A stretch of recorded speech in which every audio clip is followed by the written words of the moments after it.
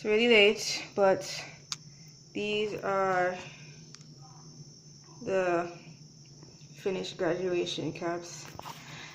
Reconstruction. So I was on IMV and I said, hey, I made 3 graduation caps and then my friend said, why not 4? So then I said, they take forever to make and it's really hard to make them.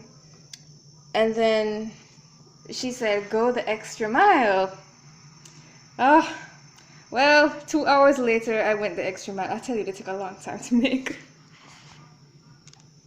Yeah, but I realized I wasn't going to have enough space to put the names on, like on the real graduation cap. So instead, we're going to have representative colors.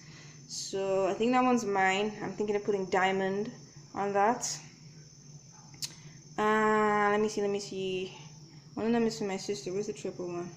Oh no, that's one's for my sister, the 3. And that might be mine. Yeah, that gets diamond.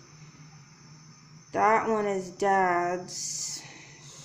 I don't know. I kind of want to put a purple shade on it though, and this one will be mommy's. Maybe some kind of blue. But yeah, I'll show you what they're like when they come out the oven.